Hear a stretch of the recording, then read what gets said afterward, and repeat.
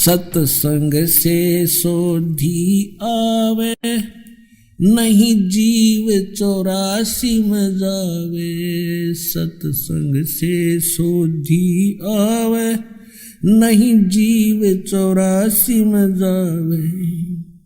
अब मेटो द्वेष और राग, हो राग या उम्र बतेरी जाली। अब मेटो द्वेष और राग, हो राग या उम्र बतेरी जाली। अब आपको दास दिखाएगा उनके इतिहास कि आदि शंकराचार्य ने क्या विधान बताया। उआबाई, उआबाई बोलते हैं जो किसी का सिर पैर नहीं हो। उन्होंने क्या बताया कि जीव ही भगवान है, जीव आत्मा ही परमात्मा है और कोई परमात्मा नहीं। अयम आत्मा ब्रह्म, ये आत्मा ही परमात्मा, ब्रह्म माने ईश्वर भगवान। और फिर क्या बताया कि भगवान विष्णु की पूजा करो, भगवान शंकर की पूजा करो, और भगवान शंकर पूर्ण परमात्मा है, परम ब्रह्म परमात्मा है। बता कोई सिर पैर है इनका। जब जीव ही भगवान है तो शिव जी फिर भगवान कहां हो गया? फिर उसकी पूजा की जरूरत क्या, अपनी पूजा कर लो तुम। अब दिखाते हैं थोड़ा इतिहास इनका। पुण्यात्माओं, ये दास जो प्रयत्न कर रहा है इसको आलोचना ना समझे। दास की एक विनम्र प्रार्थना है आपसे, इसको आलोचना ना समझे दास के इस परमार्थी प्रयत्न को। ये आपके लिए वरदान सिद्ध होगा। आलोचना तो वो होती है जो हम झूठी कथा सुनावे और अपने स्वार्थ के लिए उनसे हटाकर अपनी दुकान चलावे। नहीं, दास केवल वही बता रहा जो अपने सदग्रंथों में लिखा है और इन महापुरुषों ने जो अपने कर कमलों से लिखा हुआ है, इनका अनुभव लिखा हुआ है इसमें। और हमारे सदग्रंथ क्या बताते हैं और जिन महापुरुषों ने परमात्मा को पाया उनके क्या अनुभव है। तो जिन्होंने परमात्मा पाया उनका अनुभव हमारे सदग्रंथों से मेल खाता है, और जिनको भगवान मिला नहीं उनका न सदग्रंथों से मेल खाता और न ही उन महापुरुषों की विधि और उनके ज्ञान से मेल खाता। तो वो यूजलेस है। उसको दास प्रार्थना करता है कि उनको त्यागना पड़ेगा अपने कल्याण करवाने के लिए। बस इतनी सी बात है। जो दिशा से दूसरी दिशा में जा रहा है सुदिशा से, तो उसको दिशा दिखाने का प्रयत्न दास का है। जैसे एक बार किसी ने नकली नोट छाप दिए थे 500-500 के और 1000-1000 के। तो सरकार ने क्या किया था, टेलीविजन के माध्यम से, समाचार पत्रों के माध्यम से ओरिजिनल और डुप्लीकेट दोनों को साथ साथ दिखाया था और बताया था कि ऐसा डुप्लीकेट होता है, ऐसा ओरिजिनल होता है। तो सरकार कोई आलोचना नहीं कर रही थी, महापरोपकार किया। लाखों लोग, गरीब आदमी मारे जाते, निर्धन हो जाते, लुट जाते, पिट जाते। तो पुण्यात्माओं, वो तो धन की हानि बची और आपकी हानि जो है उसको तो आपको पता ही नहीं। एक श्वास मनुष्य जीवन की कितनी कीमत है, 14 लोग एक साइड में रख दे, एक श्वास की कीमत, और एक तरफ मनुष्य जीवन के श्वास उश्वास की कीमत रख दे, तो वो भी पलड़ा भारी रहे एक श्वास की कीमत का। परमात्मा कहते हैं कबीर साहब जी, कहता हूं कहीं जात हूं, कहूं बजा के ढोल, श्वास जो खाली जात है ये 3 लोक का मोल।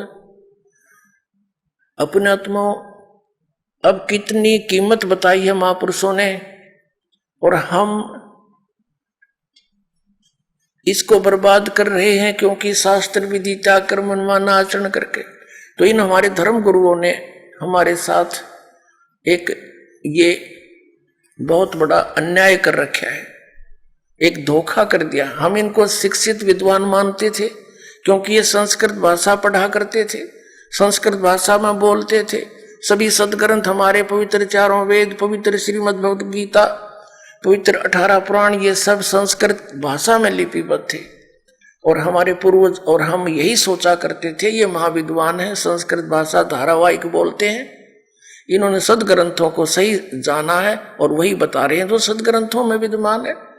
तो नो प्रॉब्लम, नो डाउट, निसंदेह होकर हम लगे हुए थे, निरसंशय होकर के। 600 वर्ष पहले परमात्मा आए, स्वयं कबीर परमेश्वर, वो परम अक्षर ब्रह्म, एक धानक रूप में, दुल्हा रूप में सह शरीर आए थे, एक बालक का रूप धारण किया, कमल के फूल पर विराजमान हुए।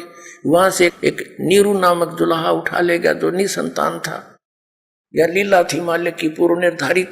वहां फिर दुल्हे के घर पर पलने की लीला होने से, वैसे तो सबके पालक हैं, वहां क्या पले थे, अपने लिए दूध भी सतलोक से मंगाया था एक कुंवारी गाय के अंदर।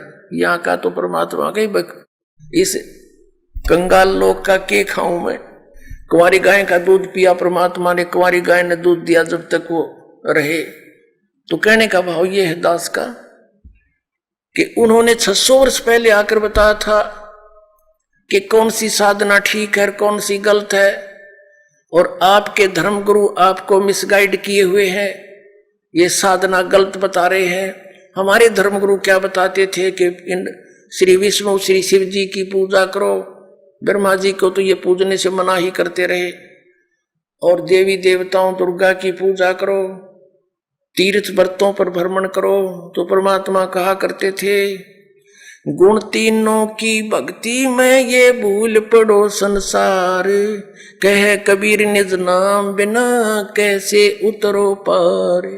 तीन देव की जो करते भक्ति, उनकी कदे ना होवे मुक्ति।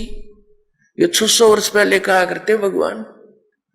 तो उस समय इन हमारे धर्म गुरुओं ने, हिंदू धर्म के धर्म गुरुओं ने उस परमेश्वर का घोर विरोध करवा दिया, जनता को भ्रमित करके कि ये के जाने दुल्हा धानक वेदों और सदग्रंथों और गीता और पुराणों के बारे में ये मिसगाइड कर रहा, झूठा है, कपटी है, ये ब्रह्मा विष्णु महेश की पूजा को मना करता है।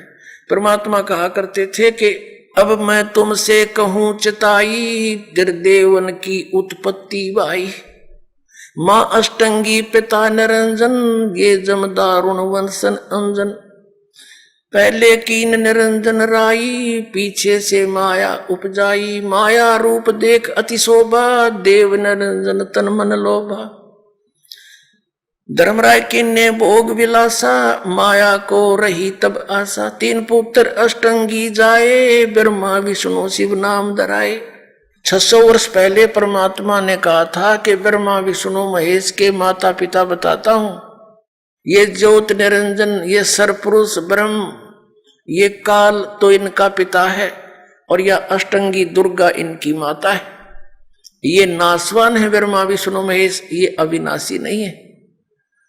तो इन बातों का उन हमारे हिंदू धर्म के धर्म गुरुओं शंकराचार्य से ग्रहण, उस अज्ञान के आधार से परमात्मा के बच्चों को उन्हीं का शत्रु बना दिया। ये झूठा है, ये कपटी है, ऐसा कहीं नहीं लिखा है। ये क्या जाने संस्कृत को, ये दुल्हा शूद्र जाति में जन्मा है, इसके ये संस्कृत पढ़ ही नहीं सकता। तो ये बात हमारा घर कर गई हमारे पूर्वजों के, कि ये बात तो हमारे गुरुओं की साची है कि कबीर साहब जो है संस्कृत तो ये पढ़ ही नहीं सकते, क्योंकि उस समय केवल एक ब्राह्मण वर्ण ही संस्कृत भाषा के पढ़ने का अधिकारी था। अपने आत्माओं, जिसने संस्कृत पढ़ी नहीं, तो इससे सिद्ध है हमारे ग्रंथ भी नहीं पढ़े उन्होंने, और उन्होंने 600 वर्ष पहले ये बता दिया कि ऐसा है। आज हमारे सदग्रंथों में मिला कि ब्रह्मा विष्णु महेश नासवान है, दुर्गा इनकी माता है, यो सदा शिव यानी काल रूपी ब्रह्म इनका पिता है। तो वो क्या थे? वो भगवान थे। अपने द्वारा रची हुई सृष्टि को वेद बताते हैं कि परमात्मा ही स्वयं आकर ठीक ठीक विस्तार से वर्णित करता है, और वो परमेश्वर नहीं आकर के।